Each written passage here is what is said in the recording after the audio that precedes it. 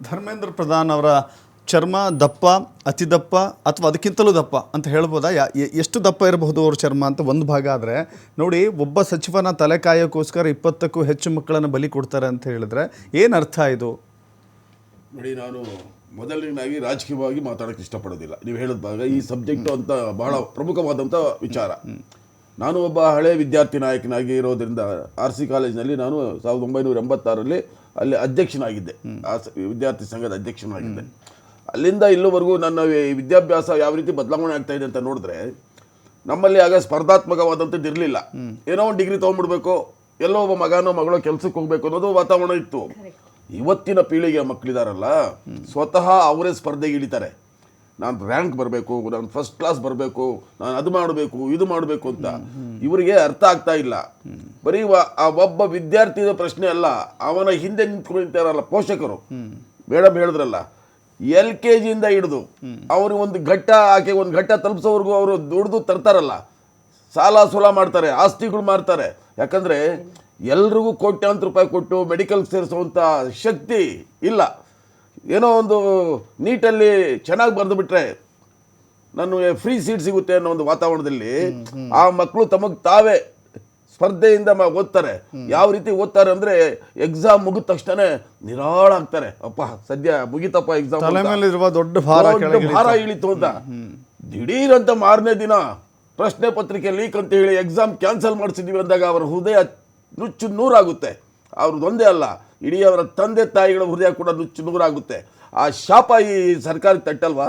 ಮಾನ ಮರ್ಯಾದೆ ಏನಾದರೂ ಇದ್ದರೆ, ನಾನು ಹೇಳೋದು ರಾಜಕೀಯವಾಗಿ ಮಾಡ್ಕೊಂಡು ಹೋಗಿ ಹಾಳಾಗೋಗಿ ನೀವು ಯಾರೇ ಆಗಲಿ, ಬಟ್ ನಿಮಗೇನಾದರೂ ಮಾನವೀಯತೆ ಅಂತ ಇದ್ದಿದ್ರೆ ನೋಡಿ. ಇದು ಬ್ಯಾರಿಕೇಡ್ ಸರ್ಕಾರ. ಇದು ಪ್ರಾರಂಭದಲ್ಲಿ ರೈತರ ವಿರುದ್ಧವಾಗಿ ಮಾಡಿದ್ರು, ರಸ್ತೆಯಲ್ಲಿ ಮೊಳೆ ಹೊಡೆದ್ರು, ರೈತರು ದೆಹಲಿಗೆ ಬರಬಾರ್ದು ಅಂತೇಳಿ 700 ಜನ ರೈತರು ಸತ್ರು.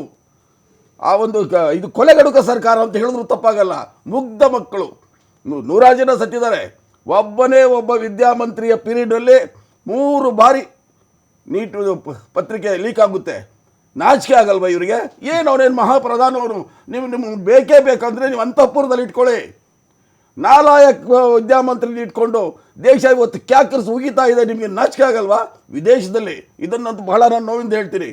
ಯಾರಾದರೂ ಹೊಸದಾಗಿ ಡಾಕ್ಟ್ರೇಟ್ ಮಾಡಿ ನಾವು ಅಮೇರಿಕಾಗೋ ಮತ್ತೊಂದು ದೇಶಕ್ಕೆ ಹೋಗ್ತೀವಿ ಅಂದರೆ ಅನುಮಾನವಾಗಿ ನೋಡ್ತಾರೆ, ಇವನು ಕಾಪಿ ಮಾಡಿ ಬಂದವನ ಅಥವಾ ನಿಜವಾಗ್ಲೂ ಓದ್ಬಿಟ್ಟು ಬಂದಿದ್ದಾನ ಅಂತ. ಜಾಗತಿಕ ಮಟ್ಟದಲ್ಲಿ ಭಾರತೀಯರು ಅಂತ ಹೇಳಿದ್ರೆ ಒಂದು ಬೆಲೆ ಇದೆ, ಭಾರತೀಯ ಟ್ಯಾಲೆಂಟ್ಸ್ಗಳಿಗೆ ಬೆಲೆ ಇದೆ. ಅದನ್ನ ನಗೆ ಪಾಟ್ಲು ಮಾಡಿಬಿಟ್ರು.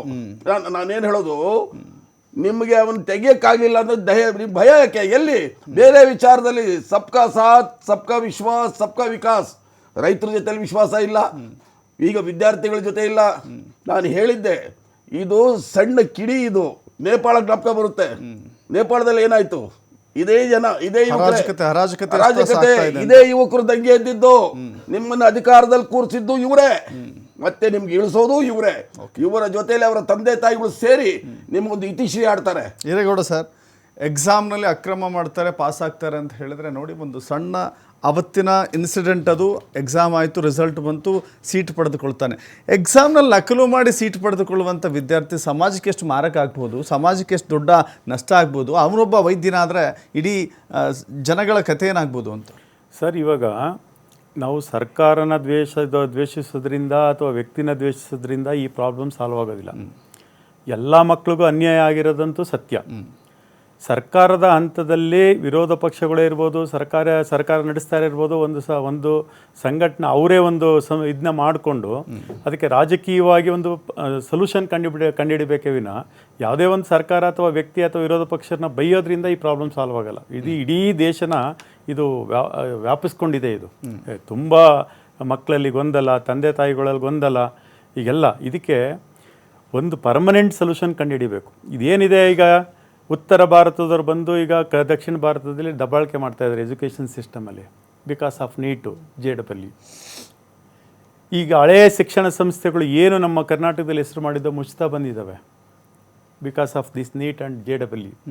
ಇದಕ್ಕೊಂದು ವ್ಯವಸ್ಥೆ ಮಾಡಲಿಲ್ಲ ಅಂತಂದರೆ ಕರ್ನಾಟಕದ ಆಗಿರಲಿ ಯಾವುದೇ ದಕ್ಷಿಣ ಭಾರತದ ವಿದ್ಯಾಸಂಸ್ಥೆಗಳು ತುಂಬ ಕಷ್ಟ ಇದೆ. ವ್ಯಾಮೋಹಕ್ಕೆ ಬಲಿಯಾಗ್ತಾ ಇದ್ದಾರೆ ವಿದ್ಯಾರ್ಥಿಗಳು ಮತ್ತು ಯಾವುದು ಪೋಷಕರು. ಅದರಿಂದ ಈಗಿರ್ತಕ್ಕಂಥ ವ್ಯವಸ್ಥೆನ ಟ್ರಮೆಂಡಸ್ ಆಗಿ ಚೇಂಜ್ ಆಗಲೇಬೇಕು. ಈಗ ಒಂದೇ ಒಂದು ಪಾಸಿಟಿವ್ ಅಂತ ಅಂದರೆ ಆಯಾ ಬೋರ್ಡ್ ಸಿಲೆಬಸ್ ಮೇಲೆ ನಾವು ನಡೆಸಿರ್ತಕ್ಕಂಥ ಬೋರ್ಡ್ ಪರೀಕ್ಷೆ ಅಂಕಗಳನ್ನ 50% ತಗೊಳ್ಳಿ ಅಂದರೆ ಸ್ವಲ್ಪ ಡೈಲ್ಯೂಟ್ ಆಗ್ಬೋದು. ಅದೊಂದು ಒಳ್ಳೆ ಹೆಜ್ಜೆ. ಯಾಕೆಂದರೆ ನಾವು ಯಾವ ಸರ್ಕಾರ ಇಲ್ಲಿ ನಮ್ಮ ಕಾಂಗ್ರೆಸ್ ಸರ್ಕಾರ ಇದೆ, ಅಲ್ಲ BJP ಸರ್ಕಾರ, ಇನ್ನೊಂದು ಸರ್ಕಾರ ಇರ್ತವೆ, ನಮ್ಗೆ ಅದು ಬೇಕಾಗಿಲ್ಲ. ಇದಕ್ಕೆ ನಾವೇನು ವ್ಯವಸ್ಥೆಗೆ ನಾವು ಸೊಲ್ಯೂಷನ್ನ ಕಂಡುಹಿಡಿಬೇಕು, ವಿದ್ಯಾಸಂಸ್ಥೆ ಮತ್ತು ಪೋಷಕರಿಗೆ ಗೊಂದಲ ನಿವಾರಣೆ ಮಾಡಬೇಕು ಅಂದರೆ ಸೊಲ್ಯೂಷನ್ ಕಂಡುಹಿಡಿಯಬೇಕೇ ವಿನ ಈಗ ಹೋರಾಟದಿಂದನೇ ಈಗ ಯಾರೋ ಒಬ್ರು ರಾಜೀನಾಮೆ ಕೊಡೋದ್ರಿಂದ ಸೊಲ್ಯೂಷನ್ ಸಿಗುತ್ತೆ ಅನ್ನೋದು ಸುಳ್ಳು. ಸರ್ಕಾರ ಚೇಂಜ್ ಆಗುತ್ತೆ, ಇನ್ನೊಂದು ಸರ್ಕಾರ ಬಂದ್ರೂ ಈ ವ್ಯವಸ್ಥೆನಲ್ಲೇ ಇದೆ. ಯಾರೋ ಕ್ವಶನ್ ಪೇಪರ್ ಸೆಟ್ಟರೇ ಹೋಗಿ ಆ ಕಮಿಟಿಯಲ್ಲಿರೋರೇ ಹೋಗಿ ಕ್ವಶನ್ ಪೇಪರ್ನ ಹೊರಗಡೆ ತರ್ತಾರೆ ಅಂದರೆ ಸರ್ಕಾರ ಏನು ಮಾಡೋಕ್ಕಾಗುತ್ತೆ? ಸೊ ಅಮೂಲಾಗ್ರ ಸುಧಾರಣೆ ಆಗಬೇಕು, ಅಮೂಲಾಗ್ರವಾಗಿ ಸುಧಾರಣೆ ಆಗಬೇಕು. ಇದು ತಪ್ಪು. ಸರ್ಕಾರ ಏನ್ ಮಾಡುತ್ತೆ ಅಂತ ಹೇಳಿದ್ರೆ ಸರ್ಕಾರವೇ ನಡೆಸುವಂತ ಇದು ಅಲ್ವಾ? ನೀವು ಒಬ್ಬ ಶಿಕ್ಷಣ ತಜ್ಞರಾಗಿ ಈ ಮಾತು ಹೇಳಬಾರ್ದು. ನೀವು ಆರ್ಮಿ ಸಮೇತ ನೀವು ಕ್ವೆಶ್ಚನ್ ಪೇಪರ್ ಅನ್ನ ಡಿಸ್ಟ್ರಿಬ್ಯೂಟ್ ಮಾಡ್ತೀವಿ ಅಂತ ಸರ್ಕಾರ ಹೇಳುತ್ತೆ. ಆದರೆ ಈ ಕ್ವೆಶ್ಚನ್ ಪೇಪರ್ ಯಾವ ರೀತಿ ಲೀಕ್ ಆಗಿದೆ ಅಂದ್ರೆ ಬಿಜೆಪಿಯ ಒಬ್ಬ ಲೀಡರ್ ಅನ್ನ, ಅಂದ್ರೆ ಒಬ್ಬ ಮಿನಿಸ್ಟರ್ಗೆ ಸಂಬಂಧಪಟ್ಟ ಲೀಡರ್ ಅನ್ನ ಮನೆಯಲ್ಲಿ ಆ ಮನೆಯಲ್ಲಿ ಇರುವಂತಹ ಟೀಚರ್ ಏನ್ ಮಾಡ್ತಾರೆ, ಅದನ್ನ ಇನ್ಸ್ಟಿಟ್ಯೂಷನ್ಗೆ ಕೊಡ್ತಾರೆ. ಅಂದ್ರೆ ಇದು ಸರ್ಕಾರದಲ್ಲಿ ಇಲ್ಲ ಅಲ್ವಾ, ಅದನ್ನ ನಡ್ಕೊಂಡು ಹೋಗಿ ಲೀಕ್ ಆಗೋಯ್ತಾ ಸರ್? ಅದ್ರ ಮೇಲೆ ಕ್ರಮ ತಗೊಂಡು ಅವ್ರನ್ನ ಹ್ಯಾಂಗ್ ಮಾಡ್ಲಿ, ನಮ್ದೇನಿಲ್ಲ ಮೇಡಮ್. ಆದ್ರೆ ಸರ್ಕಾರಗಳು ನೀವು ಕಟ್ಟೆಚ್ಚರಿಕೆ, ಯಾಕೆ ನೀವೇ ಈಗ ಹೇಳಿದ್ರಿ ಸಿಇಟಿ ಅದ್ಭುತವಾಗಿ ನಡೀತಿದೆ. ಸಿಇಟಿನ ಅದ್ಭುತವಾಗಿ ನಡೀತಿರ್ಬೇಕಾದ್ರೆ ಸರ್ ಈಗ ನಮ್ಮ ವ್ಯವಸ್ಥೆ ಆತರ ಮಾಡ್ಕೊಂಡಿದ್ದೀವಿ,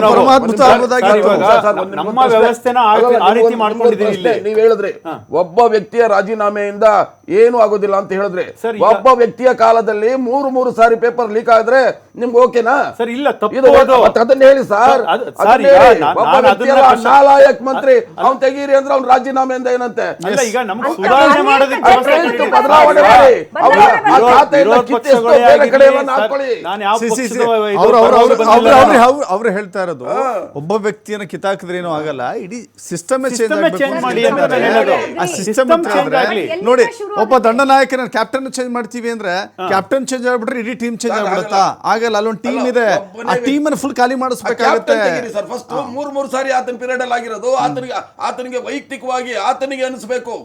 ಮಾತಾಡಿಸ್ತೀನಿ ಚಿಕ್ಕ ಬ್ರೇಕ್ ನ